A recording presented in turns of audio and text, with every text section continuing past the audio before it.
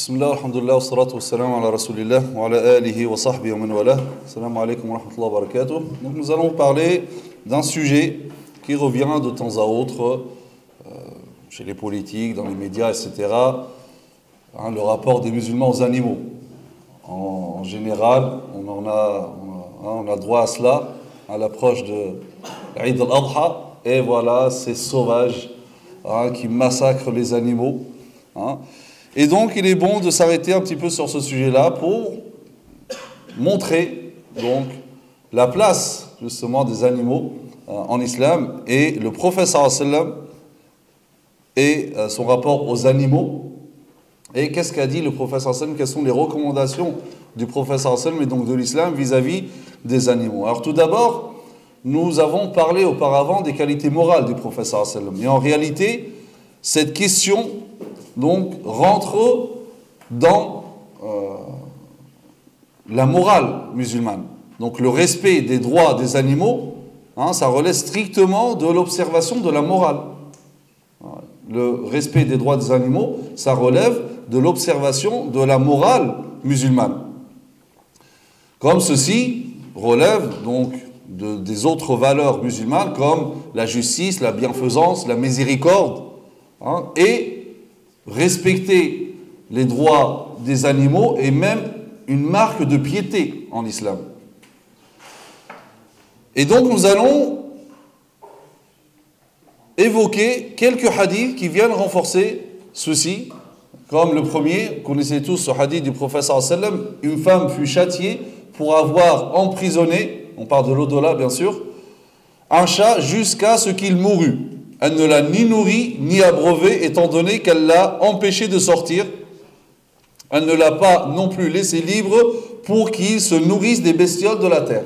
Juste pour avoir emprisonné un chat, volontairement. Donc elle ne l'a pas nourri, elle ne l'a pas laissé se nourrir tout seul. C'est une cause de châtiment du jour du jugement dernier. Le messager de Dieu, sallallahu alayhi wa sallam, passa un jour par un chameau dont les flancs du ventre étaient collés, tellement il était maigre. Le prophète sallallahu alayhi wa sallam dit, en signe de réprobation, il dit « Craignez Dieu par rapport à ces animaux, montez-les en bon état et consommez-les en bon état. » Donc craignez Allah Azza wa Jalla, c'est-à-dire nourrissez-les. Le prophète sallallahu alayhi wa sallam dit « Alors qu'un homme marchait assoiffé, il descendit dans un puits et s'abreuva. En sortant, il vit un chien, si assoiffé qu'il lécha le sol. Il dit, cet homme se dit, ce chien est aussi assoiffé que je l'étais.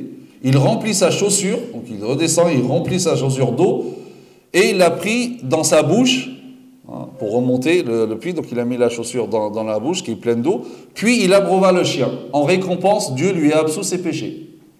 Cette action-là, donc faire preuve de compassion, de miséricorde vers cet animal, un chien, Allah Azza wa Jalla lui absout ses péchés.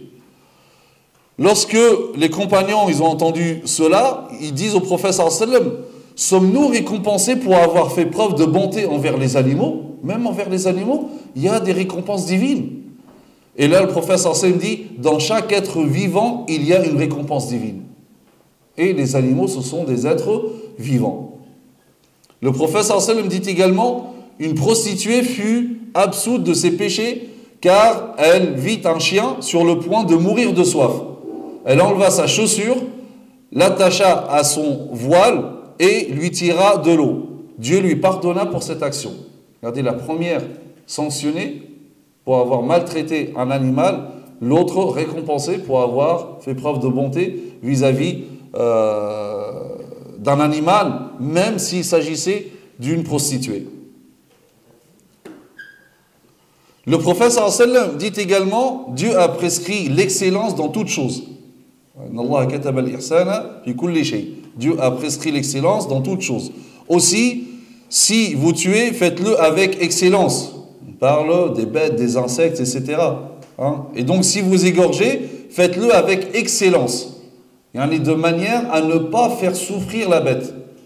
Ça, c'est la règle primordiale. Ne pas faire souffrir la bête. Et c'est pour ça que le prophète sallallahu alayhi wa sallam dit que l'un de vous aiguise la lame de son couteau et repose sa bête. C'est bien que hein, dans le fiqh, c'est même dans le fiqh, ça prouve l'importance hein, du droit et le respect des droits des animaux dans l'islam. On trouve dans le fiqh énormément de règles par rapport à cela. D'accord? C'est que l'essentiel, c'est que le couteau soit aiguisé et de couper une seule fois. Parce qu'il faire souffrir la bête, allez, viens, etc. Ça, c'est en faisant des va-et-vient avec le couteau, ça, bien sûr, hein, ça nuit à la bête. Un homme, un jour, il a allongé un mouton alors qu'il aiguisait la lame du couteau devant la bête. Il a allongé tout d'abord le mouton et il commençait à aiguiser le couteau. Le prophète sallallahu alayhi wa sallam le voit et lui dit « Veux-tu lui affliger 2 fois la mort hein?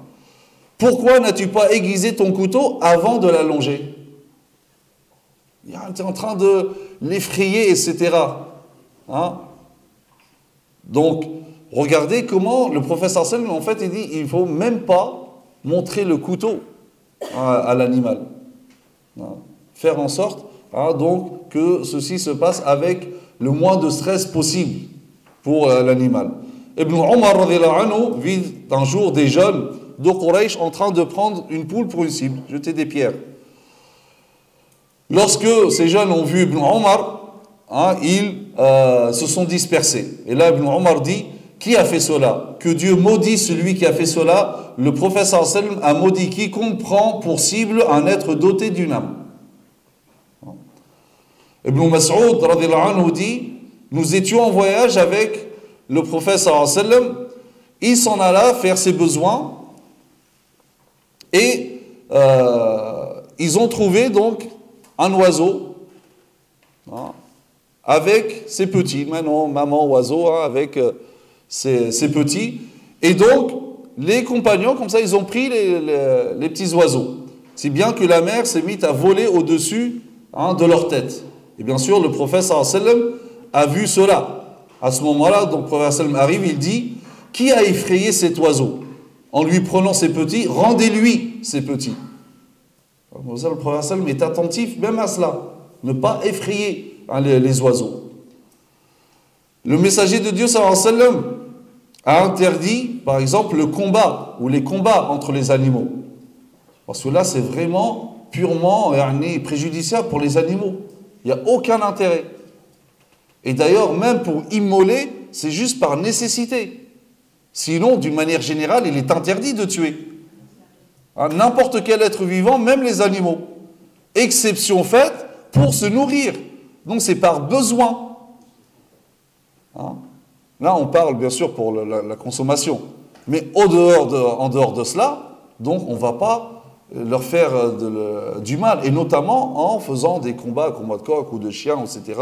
Comme on voit, tout ça c'est interdit islamiquement. Le prophète sallallahu alayhi wa sallam l'a explicitement interdit. Et même pour les animaux, le prophète sallallahu alayhi wa sallam a interdit de frapper le visage des animaux et de marquer le bétail au fer rouge au visage. Même des fois, même si l'animal il est incontrôlable, etc., ne pas frapper le visage. Alors que dire le visage d'un être humain? Et d'ailleurs, cette éducation, bien sûr, a été transmise aux compagnons. Les compagnons et les gouverneurs après, eux-mêmes ont respecté religieusement cette attitude. En effet, ils réprimandaient quiconque maltraitait les animaux. L'imam Malik dit, Omar a vu un âne chargé de briques. Donc, Omar radhiyallahu anhu, il va vers l'âne et il enlève 2 briques de la charge. La propriétaire de l'âne, une femme, a vu Omar faire ça et lui dit « Oh Omar, qu'as-tu à voir avec mon âne ?» Regardez, les femmes, donc Omar, il parle à une femme, il n'a pas dit « Attends, aux femmes, ta voix c'est une aura, tu n'as pas le droit de parler, etc. » Et regardez comment elle parle au calife. Elle lui dit « Ya Omar, qu'as-tu à voir avec mon âne? As-tu une autorité même sur lui ?» Et il dit « Et pourquoi serais-je donc à cette place si je n'ai pas d'autorité sur ça ?» Ibn Rushd, à Féroès, dit en commentant la parole de Omar radhiyallahu anhu, il dit « Le sens est en cela évident, car l'élu, que sallallahu alayhi wa sallam, dit « Chacun de vous est un gardien et chacun de vous est responsable de l'objet de sa garde. Ainsi, l'imam, au sens responsable politique, est un gardien et il est responsable de l'objet de sa garde. Donc, tous les hommes, les êtres humains, les animaux, etc. C'est dans ce sens que Omar radhiyallahu anhu disait, si un chameau perdu venait à mourir sur les côtes de l'Euphrate, je craindrais que Dieu me demande des comptes à son sujet. Il dit, j'aurais peur qu'un chameau perdu, l'Euphrate, en Irak, loin de Médine, mourrait, j'aurais peur que Allah Azza wa Jalla me demande des comptes. Comment se fait-il que tu n'as rien fait pour éviter cela?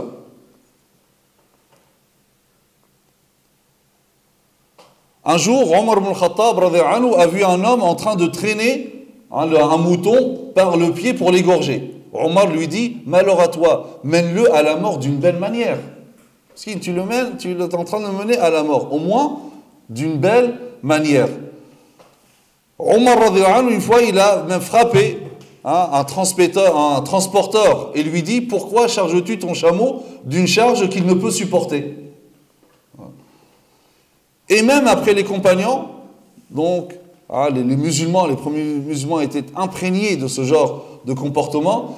Omar ibn Abdul Aziz, le grand calife Umayyad, qui est mort en l'an 101 de l'Hégire, il écrit à Abdurrahman ibn al-Hakam, il écrit à Ibn Abd al-Hakam, et lui dit, ne transportez personne en utilisant une bride lourde, et ne piquez pas à l'aide d'une cravache portant une lamelle à l'extrémité.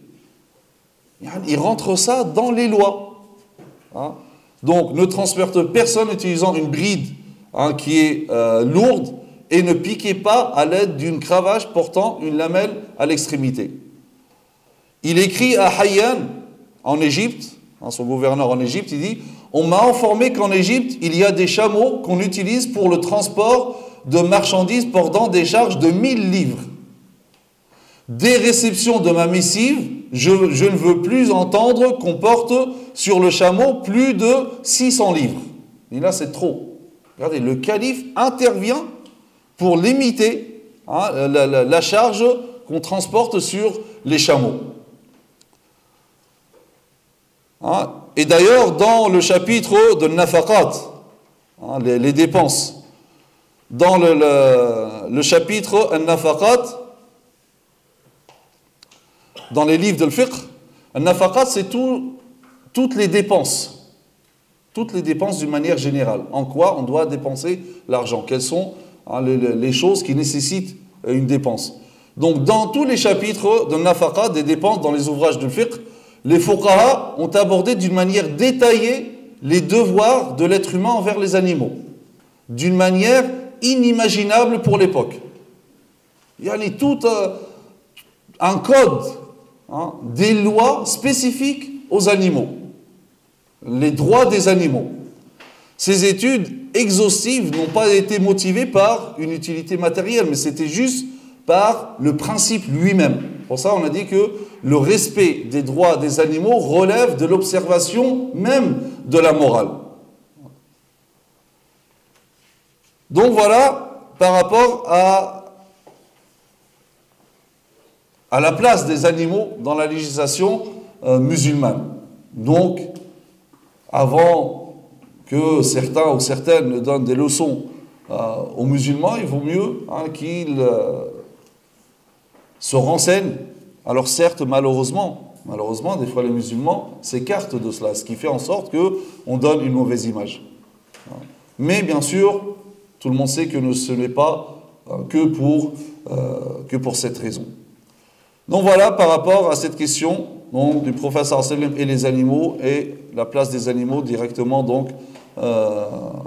en islam.